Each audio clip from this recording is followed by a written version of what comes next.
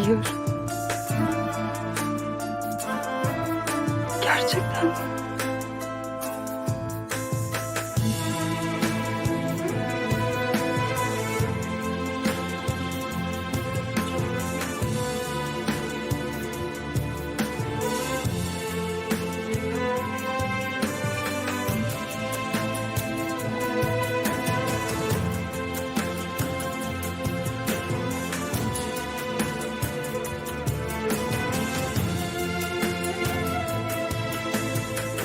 Ne olur.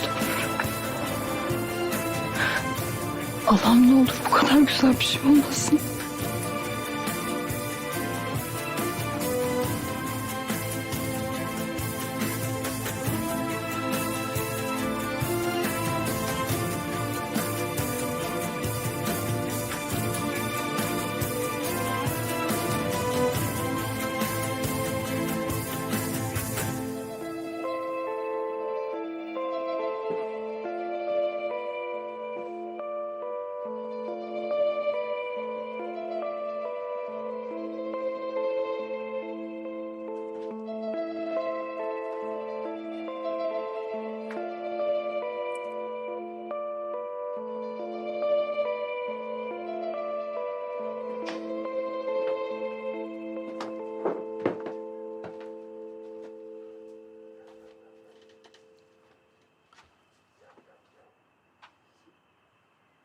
Bu doğum günümde dilediğim şey şu.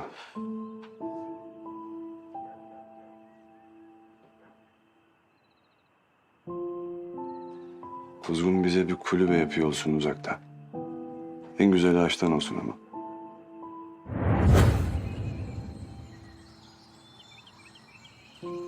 Mesela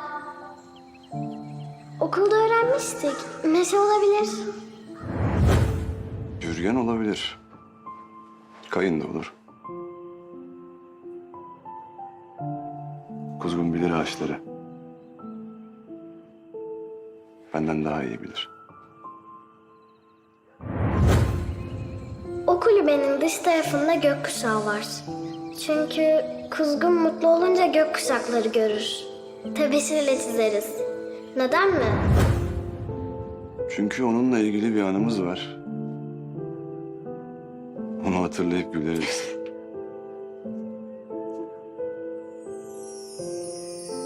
Ha bir de içindeki duvarda kocaman bir güneşimiz olacak. Yağmur da yağsa, kar da yağsa bizim hep güneşimiz olacak. Onu belki ben çizerim. Çünkü Kuzgun hiç yapamıyor. Ama önemli değil.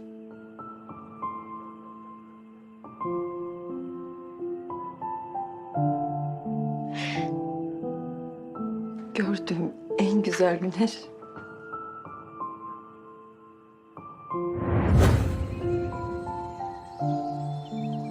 Bu doğum günümde dileğim bu.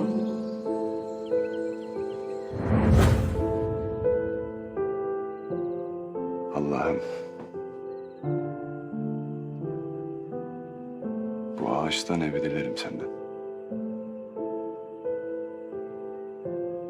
İçinde kuzgunla. Doğum günün kutlu olsun.